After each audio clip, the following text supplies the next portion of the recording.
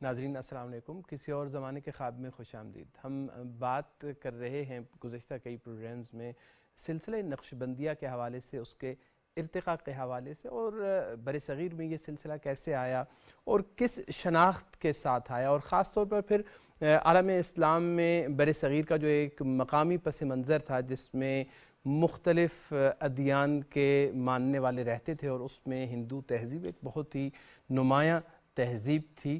تو اس کے مقابلے میں جو اس زمانے کے علماء تھے ان کے جو خدشات تھے وہ کس طرح سے سلسلہ نقش بندیہ میں انہوں نے ان خدشات جو تھے ان کا جو ہے اس کے مقابلے میں ریئیکٹ کیا، یہ ہمارا گزشتہ پروگرام میں موضوع یہاں پہ بات ختم ہوئی تھی، اسی کو آگے بڑھائیں گے۔ بہت بہت شکریہ تشریف آوری کا ظفر اللہ خان صاحب۔ آپ نے سلسلہ نقش بندیہ کی جو سینٹرل ایشیا میں جو ان کے مختلف بڑے بڑے مشائخ تھے ان کے حوالے سے بات کی، اور پھر آپ نے ذکر کیا بر صغیر کا، اور بر صغیر میں حضرت مجدد الفسانی ان کا جو کنٹریبیوشن ہے اس حوالے سے یہاں تک ہم بات کر چکے ہیں۔ ایک بحث جو کہ یہاں پر موجود ہے وہ یہ ہے کہ کیا ایک وہ سوچ ہے تصوف کے اندر بھی اور ویسے بھی جو تمام انسانوں کو عالمی سطح پر آپس میں جوڑتی ہے، اور ایک وہ سوچ ہے جو کہ شاید مجھے آپ سے الگ کر کے جو میرے امتیازات ہیں یا آپ کے جو امتیازات ہیں ان کو سامنے رکھ کے الگ کرتی ہے۔ کیا سلسلہ نقش بندیہ نے بر صغیر میں اس طرح کی جو روایت ہے اس کی داغ بیل نہیں ڈالی؟ بسم اللہ الرحمن الرحیم، رب اشرح لی صدری ویسر لی امری، اللہم صلی علی محمد وعلی آل محمد وبارک وسلم۔ سلسلہ نقش بندیہ چونکہ کلاسیکی اسلام کی طرف میلان رکھتا ہے، فکر میں بھی اور عمل میں بھی۔ جب وہ ہندوستان میں آیا تو ہندوستان میں غالب جو تہذیب تھی وہ ہندو مذہب کے اوپر تھی، جو ایک بہت بڑا ایک مذہب ہے، انسانیت کا ایک بہت بڑا دھڑا اس کی طرف میلان رکھتا ہے، اور بعض علماء کے ہاں دنیا کے شاید سب سے قدیم مذہب ہے یا قدیم مذاہب میں سے ایک مذہب ہے، بالکل صحیح۔ اور اس کی بڑی اپنی ایک زیادہ کلچر اور ثقافت پہ بہت زور ہے، اس کا مطلب بہت ترقی یافتہ ایک شکل ہے ان کی ہندوستان میں۔ سازگار مسلمانوں کے اپنے عقائد بھی تھے اور ثقافت بھی تھی۔ تو نقش بندیوں کا خیال یہ تھا کہ ہم اس ثقافت کا اپنی کا حفاظت کریں گے اور اس کا احیاء کریں گے، لیکن یہ کبھی نہیں کہتے تھے یہ کہ ہندو ٹھیک نہیں ہے، یہ کبھی نہیں کہتے نہ۔ وہ یہ کہتے تھے کہ وہ اپنے ادیان ہیں، بالکل ٹھیک ہے، وہ دھرم رکھیں اپنے۔ اس وجہ سے ان کا مزاج زیادہ کنورشن کی طرف بھی کم ہی تھا عام طور پر، یہ مسلمانوں میں ہی فوکس رہتے تھے، اپنے کو ٹھیک کرو۔ اور ان کی تعلیمات میں آپ کو یہ چیز تو ملتی ہے کہ اللہ کا انسان سب برابر ہیں، مخلوق اللہ کا عیال ہے، لیکن آپ کہیں کہ یہ بیسیکلی ایک ریفارمسٹ موومنٹ ہے بدن اسلام، اسلام کے اندر کی ایک احیائی تحریک ہے۔ وہ کہتے ہیں بھئی ہم مسلمانوں کو چاہیے کہ ہم ذرا دین پہ عمل کر لیں، یہ کہتے تھے۔ انہوں نے کوئی ایسی بات نہیں کی کہ جس میں کسی مذہب کے خلاف بات ہو، نو، کبھی بھی۔ آپ کو شیخ کے مکتوبات میں ایک لائن نہیں ملے گی، ایک لائن، نہ عیسائیت کے خلاف، نہ آپ کو ملے گی اس میں ان کے مکتوبات میں، نہ ان کے کسی اور چیز۔ صحیح۔ تو اس حساب سے ہم یہ کہہ سکتے ہیں کہ وہ کسی اور شناخت کے خلاف نہیں تھے، کیونکہ آپ کو پتہ نا دو طرح کے لوگ، تین طرح کے، ایک تو رہتے ہیں کہ نہیں یہ سب ایک ہی ہیں، جی، وہ ساتھ غیر فطری ہے۔ دنیا میں ہر آدمی کی سوچ ایک ایسی ہو نہیں سکتی۔ جب ہر آدمی دنیا میں کھانا ایک نہیں کھاتا، لباس ایک نہیں پہنتا، بالوں کا سٹائل اور شکل اس کی ایک نہیں، سوچ کیسی ایک ہوگی؟ اس کی سوچ ڈیفرنٹ ہونی چاہیے۔ لہذا نقش بندی یہ کہتے ہیں کہ بھئی سوچ ہماری الگ ہے۔ کچھ لوگ کہتے ہیں کہ ہماری سوچ اتنی مختلف ہے کہ سارے مٹ جائیں، ہم ہی رہیں۔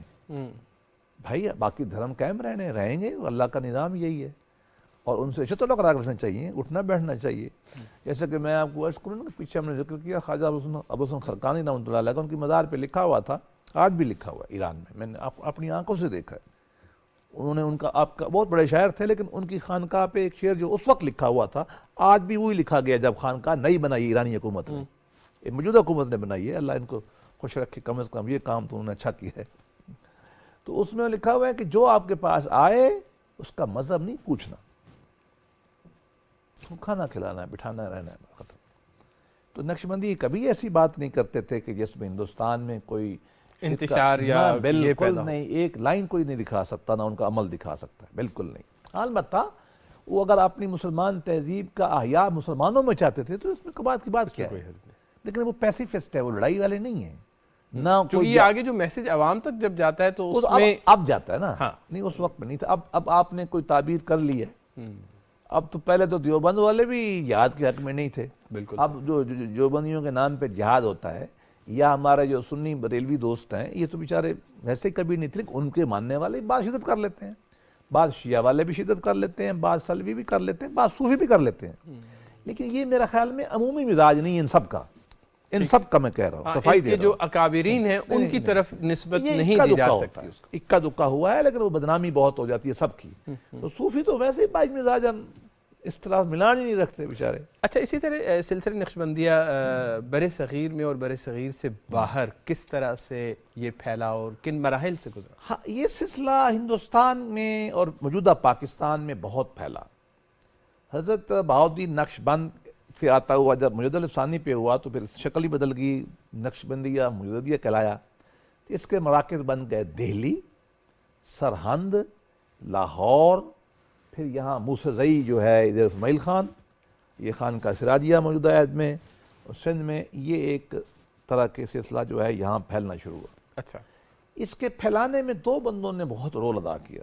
مرزا مظہر جاناں نے، جو شاعر بھی تھے اور بہت نفیس و طبع انسان تھے، اور غالباً ان کے بعد ان سے بھی زیادہ شیخ غلام علی، خواجہ غلام علی نے، جن کا نام عبداللہ بھی کتابوں میں لکھا ہوا ہے۔ یہ عرب میں بہت جاتے تھے عمرے وغیرہ حج پہ، اور وہاں انہوں نے لوگوں کو بہت متاثر کیا پہلی دفعہ، عربیوں کو۔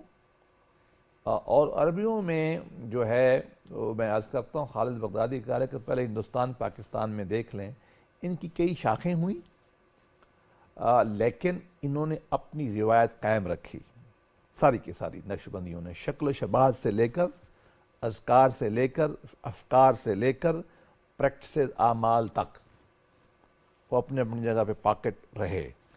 بہت زیادہ ان کو عوامی مقبولیت حاصل نہ ہوئی جو چشتیوں میں ہوئی یہاں، چونکہ وہ ذرا لبرل تھے، قوالی اور عوام الناس، اور وہ مسلمانوں میں جو ان کے ہاں تہذیبی عنصر تھا وہ ذرا مختلف تھا، نقشبندیوں کے ہاں ذرا کلاسیکل تھا، آپ ان کو شکل دیکھ کے بتا دیتے ہیں کہ یہ نقشبندی آ رہا ہے۔ صحیح۔ اس وجہ سے یہ علمی دنیا میں رہے بہت زیادہ، مغلوں کی حد تک تو کہہ سکتے ہیں آپ دب لفظوں میں کہ ایک طرح کا آفیشل، سرکاری ایک طرح کا، ویسے ہم نہیں کہہ سکتے، ایک طرح کا، کیونکہ اورنگزیب رحمۃ اللہ علیہ بھی اس فکر کے قریب تھے، مطلب پیوریٹینیکل جیسے آپ کہہ سکتے ہیں، یہ ذرا تجدیدی پیوریٹینیکل سٹریک ہے تصوف میں یہ نقشبندیوں کی۔ تو یہاں وہ خاصا پھیلا، اور پھیلنے کے بعد اس کا بہت بڑا ایک دھارا جو ہے نا وہ چلا گیا بغداد اور ترکی اور سنٹرل ایشیا میں۔ یہ غالباً 1825-26 کہہ لیں، اس میں ایک خالد بغدادی حضرت رحمۃ اللہ علیہ فوت ہوئے، یہ سلیمانیہ وغیرہ کے ساتھ گاؤں ہے شاہ زور، وہاں کے تھے خالد شاہ زوری بغدادی رحمۃ اللہ علیہ۔ یہ خواجہ جو غلام علی تھے، یہ 4-5 نسلیں بعد مجد ثانی کے پیدا ہوئے، یہ جب وہاں گئے وہاں حج میں تو بغداد کے علماء کی ان سے ملاقاتیں ہوئیں، تو ان میں سے یہ جو بغدادی تھے خالد، یہ ان کے ساتھ ہندوستان آ گئے، 1 سال تربیت پائی، واپس چلے گئے، مکہ مدینہ سے بغداد چلے گئے، بغداد سے آگے چلے گئے یہ ترک بیلٹ میں، وہ بیلٹ ہے جو عراق، شام اور ترکی کے بارڈر پہ۔ وہاں جا کے انہوں نے اس سلسلے میں ایک نئی روایت ڈال دی، اتحاد کیا بہت زیادہ۔ وہ اتحاد یہ ہوا کہ انہوں نے اس سلسلے کو بنا دیا نقشبندیہ، مجددیہ، خالدیہ، اور وہ جاتے جاتے ہم آگے آخر میں لے آئے ان کو، اس نے عہد حاضر میں ایک 3 بہت بڑی شاخیں بنا دی آگے۔ ایک تو انہوں نے ترکی، جو اس وقت اسلام ہے ترکی میں، یہ 2 خانقاہیں بہت مشہور ہوئیں، اسماعیل آغا اور سکندر آغا، صحیح، یہ دونوں نقشبندی تھے۔ سید نورسی بھی غالباً نقشبندی تھے۔ انہوں نے ابھی ان کے ایک شیخ فوت ہوئے اسماعیل آغا کے، محمود افندی، جو بہت بڑے گرینڈ شیخ تھے، جو اسماعیل آغا والے تھے انہوں نے وہ روایت لباس میں شکل میں قائم رکھی جو ہندوستان کے علماء کی تھی. اچھا. اور یہی سلسلہ جو ہم نے دیکھا کہ مشرقی یورپ میں بھی اس کے اثرات گئے, میکڈونیا اور وہ بکٹیشیا زیادہ ہیں وہاں آتے ہیں. ترکی میں استنبول میں اس کی اور شاخ بن گئی. اچھا. اس کا نام تھا سکندر آغا شاہ, وہ مسجدوں کا نام ہے, خانقاہوں کا. وہ لبرل ہو گئے, مثلا شیخ داڑھی رکھے نہ رکھے یا چھوٹی رکھے, ابھی نوجوان ان کے شیخ ہیں, پڑھنے لکھنے میں ماڈرن چیزوں میں ان کو توجہ ہو گئی. انہوں نے بہت بڑا اثر ڈالا. دیکھیے نجم الدین اربکان جو تھے, ترکت اوزول جو پرائم منسٹر بنے, اس زمانے میں اسلام کا نام لینا بہت مشکل تھا. وہ سکندر پاشا سے منسلک تھے خانقاہ کے. اور یہ اربکان اس طرح کا تو نہیں ہے, لیکن یہ بھی وہ سکندر پاشا والی جو تھی نا, ایک لبرل, مطلب بظاہر اندر سے پکے رہیں گے, ظاہر شکل آپ ترکوں کے مطابق ایک عمل ہو رہا ہے سیکولرائزیشن کا. تو یہ بہت بڑے دھڑے بنے. اس وقت جو ترک میں اسلام کا حیا ہوا ہے, اس میں دو فیکٹر ہیں صرف. ایک نقشبندی صوفیوں کا کوشش اور ایک نورسیوں کی کوشش, سعید دوستی کی, جس کی شکلیں فتح اللہ گلن اور لوگوں میں نورسی موومنٹ بن گئی. اور تیسری شاخ اس کی جو ہے نا, وہ شام سے ہوتی ہوئی سائپرس چلی گئی, خواجہ ناظم حقانی, جو بہت پاپولر ماڈرن صوفی گزرے ہیں. اس وقت کے 4-5 بڑے مسلمان حکمران ان کے بیعت تھے, انکلوڈنگ ہمارے پرویز مشرف صاحب. سلطانہ برونائی, سلطانہ موروکو, یہ سارے ان سے بیعت ہوئے, اور یہ سب سے زیادہ ایکٹیو ہیں گوروں میں. اور بس آخری بات, یہ جو اس کی کچھ شکلیں گئی ہیں, واپس چلی گئی داغستان وغیرہ میں, عبداللہ داغستانی وغیرہ میں, اور ایک معمولی سی شکل ترکی زیر اثر میں عثمان علاقوں میں گئی. ٹھیک ہے, لیکن وہاں یہ نقشبندی چل نہیں سکی. اچھا, بر صغیر میں چونکہ آپ نے ہلکا سا اشارہ کیا, میں چاہ رہا ہوں کہ عہد حاضر تک جو ہے یہ سلسلہ کیسے پھیلا. آپ نے دہلی کا ذکر کیا, آپ نے لاہور کا ذکر کیا, یہاں پہ کون کون سی بڑی شخصیات تھیں اس سلسلے کی؟ دیکھیے یہ جو غیر عوامی لوگ تھے ہندوستان میں, پاکستان میں اگر آپ کہہ لیں تو سب سے بڑے جو ان کے شیخ گزرے ہیں وہ حضرت دوسم قندھاری رحمۃ اللہ علیہ, وہ جو ادھر دفن ہیں ادھر موسنزئی شریف میں. اور ان کے خلیفہ خواجہ عثمان دامانی, وہ بھی وہیں دفن ہے. وہاں سے اس کی بہت ساری شاخیں نکلی. اچھا. ہاں, اب آج کل کے زمانوں میں نقشبندیوں میں ایک پیر ذوالفقار صاحب بڑے اہم ہیں, یہ اسی سلسلے سے آتے ہیں. ان کا پھر اگلی برانچ بنی جا کر مسکین پور مظفر گڑھ میں. ان کے جو شیوخ ہیں نا وہ پوری دنیا میں پھیلے. یہ نقشبندی آج عہد حاضر کے جتنے بھی پھر رہے ہیں نا پاکستان میں, یہ زیادہ تر وہاں سے آئے ہیں. اچھا. ادھر سے. اور کچھ جو ہے یہ آپ کے جماعت علی شاہ صاحب وغیرہ اس طرف یہ لوگ بھی آئے. لیکن پھر خانقاہ اسراریہ نے بہت زیادہ اہمیت اختیار کر لی, کیونکہ وہ خیز 50 سال شیخ زندہ رہے خواجہ جو ہے خان محمد صاحب. اب اس کا دوبارہ احیاء ہو رہا ہے. آج کل آپ کو سیفی نظر آتے ہیں نا؟ جی سیفی, ہاں, جو بہت زیادہ وہ یہ بھی بنیادی طور پر نقشبندی ہیں. یہ مولانا امان صاحب تھے, اکرم امان صاحب, یہ بہت مشہور چکوال, یہ بھی نقشبندی, شکلیں مختلف ہیں ٹھیک, لیکن بیسیکلی یہ نقشبندی ہیں. اور آپ ان کے شیخ ہوتے تھے مولانا اللہ یار خان صاحب. کراچی میں زوار حسین شاہ صاحب ایک شیخ گزرے ہیں, جن سے بڑے لوگوں, پڑھے لکھے لوگوں نے اثر کیا ان سے. ابوالخیر خشوی ان کے مرید تھے, اب جو شاعر ادیب ہیں. اور ان کے بعد جو ہے غلام مصطفیٰ خان سندھ میں ایک بزرگ گزرے ہیں, ابھی فوت ہوئے ہیں. تو یہ سارے کے سارے بزرگ جو ایجوکیٹڈ ایلیٹ کو جنہوں نے متاثر کیا, یہ سارے کے سارے نقشبندی تھے یہ. اچھا, اور سلسلہ نقشبندیہ میں آپ نے جو ان کے اصول ہیں اس سے پہلے آپ اس کا ذکر کر چکے ہیں. ان کا طریقہ کار, روش, پریکٹیکل جو ان کی مختلف کام بتاتے ہیں, مراقبے وغیرہ, وہ کیا ہے؟ یہ سلسلہ تمام سلسلوں میں اکیڈیمکلی زیادہ منظم ہے, چونکہ یہ کہہ سکتے ہیں کہ انٹلیکچوئل ایلیٹ ایجوکیٹڈ لوگوں کا سلسلہ ہے. عوام الناس کو تو ذرا کسی ڈسپلن میں لانا ذرا مشکل ہے نا, ان کے لیے قوالی ٹھیک رہتی ہے, عرس ٹھیک رہتا ہے. تو یہ ان کے ایک اصول ہم نے بیان کیے کہ اپنی سوچ کو اور اپنی فکر کو کنٹرول کرنے کے لیے, سوچ کو اور دل کو اور خیالات کو اور عمل کو کنٹرول کرنے کے لیے وہ 11 اصول تھے ان کے. پھر یہ کچھ کام بڑے عجیب کرتے تھے, خاص طور پہ جب مجدد صاحب آئے تو انہوں نے کوئی لطائف وغیرہ پہ زور, لطائف زیادہ تفصیل میں نہیں جائیں گے, وہ کہتے ہیں اس کی وضاحت لیکن ضروری ہے کہ لطائف کس کو کہتے ہیں. وہ یہ کہتے ہیں کہ انسانی جسم میں کچھ حصے ہوتے ہیں, پوائنٹس, یہ پوائنٹ ہے, یہ پوائنٹ ہے, دل کے اوپر, دل کے نیچے. لیفٹ سائڈ پہ دل کے اوپر، دل کے نیچے، اور یہ اس کو ناف اور یہ ماتھا، اور یہ ان پہ فوکس کراتے ہیں. 7 یہ لطائف ستہ، 6 بعد میں 7 بھی کی، 8 بھی کی، لیکن بیسیکلی 6 ہیں. وہ یہ کہتے ہیں، میں تفصیل میں جائے بغیر، کہ اس پہ ادھر توجہ کریں اور ایک نبی کو یاد کریں، ان کی تعلیمات آپ کے اندر آئیں گی. پھر دوسری جگہ دیکھیں، دوسرا رنگ پہ غور کریں، کسی اور بزرگ عالم اپنے نبی پاک کا تصور کریں. یہ پیچیدہ کام ہے. لیکن مراد ان کی کیا تھی؟ 2 مرادیں تھیں ان کی اس سے، اس پریکٹس سے.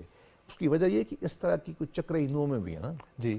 تو غالباً میں 7 چکراز جو میں یہ نہیں کہہ رہا کہ ان کے زیر اثر تھے، لیکن یہ انڈیپینڈنٹ ڈیولپ ہوئے مسلمانوں کے. آج تک بھی نقش بندی کچھ کراتے ہیں، کچھ چھوڑ گئے، کچھ نہیں بھی کرتے. کچھ ڈیفیکلٹ ماڈرن مائنڈ میں آتا نہیں ہے کام. اس میں یہ ہوتا تھا کہ ایک تو آپ خاص انبیاء کے اوپر میڈیٹیٹ کرتے، حضرت آدم پہ، نبی پاک صلی اللہ علیہ وسلم سے، حضرت عیسیٰ پہ. یہ ایک خاص نبیوں سے جب آپ میڈیٹیٹ کرتے ہیں تو وہ سمجھتے ہیں ان کی صفات، ان کا فیض آتا ہے، ہم ان کو فالو کرتے ہیں. جب آپ سوچیں گے سیدنا عیسیٰ کے بارے میں تو آپ فقر کی طرف چلے جائیں گے نا. یہ ان کی یہ وجہ تھی، وہ ٹریٹس دلانا، وہ ان کی خصوصیات اپنے اندر لانا انبیاء کی، یہ ایک وجہ تھی. دوسرا یہ کہ یہ میڈیٹیٹ، یہ بیسیکلی کہہ لیں کہ یہ جیسے یوگیوں کی میڈیٹیشن ہے نا، یہ مسلمانوں صوفیوں نے میڈیٹیٹ بنائی. میڈیٹیشن میں ایک اصول ہے کہ آپ ایک نقطے پہ توجہ کرتے ہیں، تو اس وجہ سے انہوں نے مختلف نقطے بنائے اور کہا اس پہ توجہ کرو، ارتکاز. اس سے زیادہ اس مسئلے پہ نہیں جاتے. دوسرا جو کام وہ کرتے ہیں، وہ مکتوبات بہت پڑھتے ہیں. درس ہوتا ہے، بیٹھے ہیں شیخ، ایک آدمی مکتوب پڑھ رہا ہے، ہر شیخ ایکسپلین کر دیں گے یا نہیں کریں گے. مراد یہ ہے کہ جو علمی ورثہ ہے یہ لوگوں میں منتقل کرتے ہیں، یہ کسی سلسلے میں نہیں ہے. ان کے اذکار بھی پریٹی سمپل ہیں.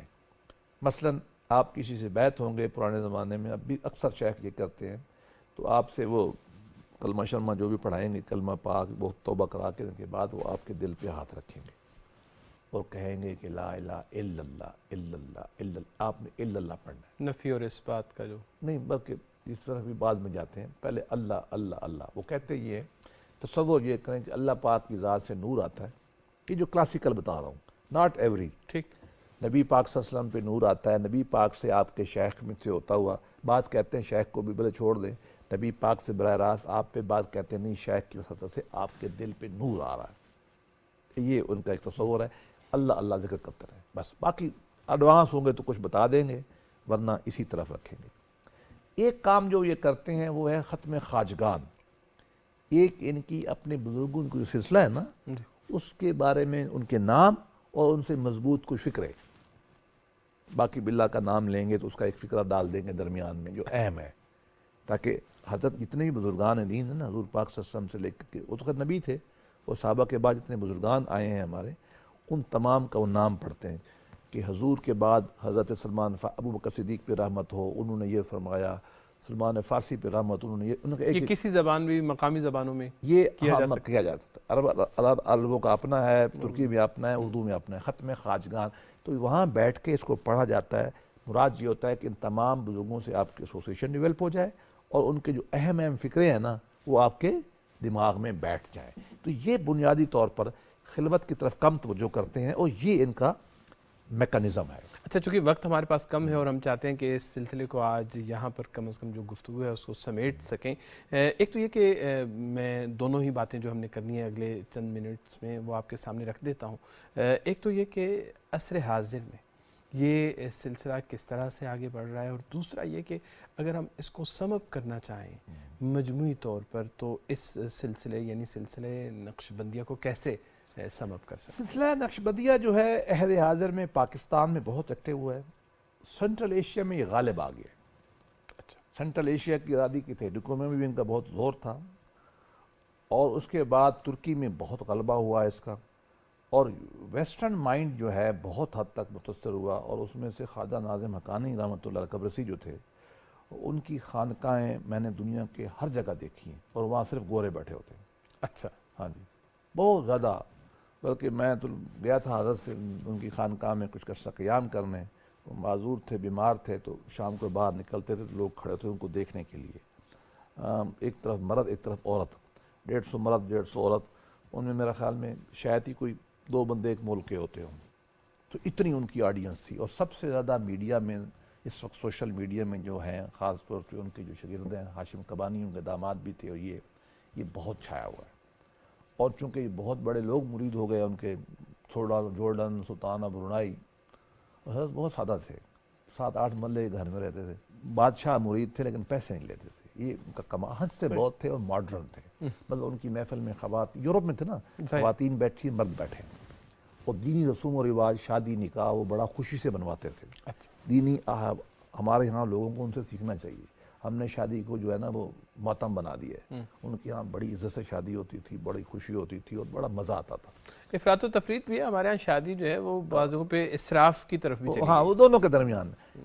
اب جو ہے نا اگر خلاصہ ہم بیان کریں، دیکھیے ہم یہ کہہ سکتے ہیں کہ سلسلہ نقشبندیہ بنیادی طور پر یہ کلاسیکل اسلام کی احیاء کی تحریک ہے، ہم یہ کہہ سکتے ہیں کہ یہ کلاسیکل روایات کا جو عملی و شرعی اظہار ہے، فقیہانہ اظہار، اس پہ بہت زور دیتے ہیں کہ پگڑی یوں ہوگی، داڑھی کا سٹائل یوں ہوگا، مونچھیں یوں ہوں گی، یہ ڈنڈا بھی اس پہ زور دیتے ہیں۔ اس طریقے سے یہ علمی روایت نبھاتے ہیں، ان کے شیوخ آپ کو پڑھے لکھے ملیں گے، علماء ملیں گے، یا صوفی بھی ہوں گے تو پڑھے لکھے ہوں گے، جو عام سلسلوں میں عام طور پہ ایسا آپ کو نظر نہیں آئے گا۔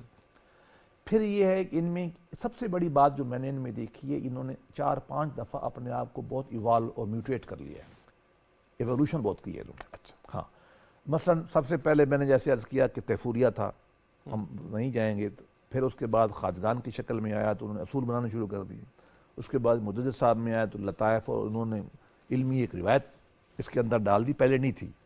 اس کے بعد جب یہ خواجہ احرار آئے، تھوڑا ان سے پہلے انہوں نے بادشاہوں کے ساتھ ان کو جوڑ دیا، باقی باللہ نے مطلب ہندوستان میں آئے تو مجدد صاحب نے علمی روایت ڈال دی، لطائف کی طرف لے گئے، اور اس کے بعد جب یہ گیا ہے میڈل ایسٹ میں اور جب یہ ترکی میں گیا ہے تو وہاں انہوں نے ماڈرن چیزیں اختیار کر کے سیاستدانوں کو متاثر کیا اور وہ شکل و صورت کا زور چھوڑ دیا، صحیح، اور وہ خاص طور پہ سکندر پاشا والوں نے تو ایک بالکل ماڈرن نسل پیدا کر دی جو حکمرانی میں چلی گئی، اور پھر خواجہ ناظم مکانی وغیرہ نے سوشل میڈیا کو گرپ کر لیا، اس پہ باقاعدہ کتابیں لوگوں نے لکھی ہیں، لیکن اوورآل ان کا اثر جو ہے دنیا میں انٹلیکچوئل ایلیٹ پہ زیادہ ہے، صحیح، عوام الناس میں ان کا اثر کم ہے، لیکن پوٹنٹ لوگوں میں ہے۔ مثلا آپ عارف ثانی رحمۃ اللہ علیہ کے مزار پہ جائیں گے تو آپ کو دن میں 50 بندہ ملے گا، آپ اجمیر شریف چلے جائیں گے تو آپ کو 75 ملے گا، لیکن انٹلیکچوئل اثر غالباً ان کا ان سے بھی زیادہ ہے۔ تو اس طرح کی کوئی اس میں ایک ہے، اور میں آخر میں یہ ضرور کہہ دوں، ہم نہ کسی سلسلے کو پروموٹ کر رہے، نہ ہم کسی سے منسلک ہیں، اس طرح کے ہم نے باری باری تمام سلسلوں پہ جب وقت آئے گا تو ہم ان کے ساتھ گفتگو کریں گے، اس لیے اس سلسلے کی ہم خامیاں بیان نہیں کر رہے، ہم کسی کے اوپر جرا اور نقد نہیں کر رہے، ہم خوبیاں بیان کر رہے ہیں، ایسی خوبیاں اور تعارف ہم باقی سلسلوں کا بھی کر رہے ہیں۔ اصل میں مقصد جو ہے وہ ایک تعارف ہے اور ارتقائی عمل سے یہ سلسلے کیسے گزرے، اور ان کی اس لیے سے اگر کوئی خامیاں لوگ کرتے ہیں ہم نہیں بیان کریں گے، بس یہ لوگ یہ نہ سمجھیں کہ ہم علمی طور پہ ٹھیک نہیں کر رہے ہیں، ہم پہلے بتا رہے ہیں، ہم صرف مثبت پہلو بتائیں۔ بالکل صحیح، یہ ایک بہت اچھی بات ہے کہ لوگوں کے سامنے رہے۔ ظفر اللہ خان صاحب بے انتہا شکریہ تشریف آوری کا، انشاءاللہ اس سلسلے کو آگے بڑھائیں گے۔ ناظرین اس کے ساتھ ہی ہمارے پروگرام کا چشتیہ کو شروع کریں گے، ٹھیک ہے چلیں جس طرح آپ مناسب کیونکہ ہندوستان میں یہاں پاکستان میں بہت ہے وہ، چلیے تو فی الحال اجازت دیجیے، خدا حافظ۔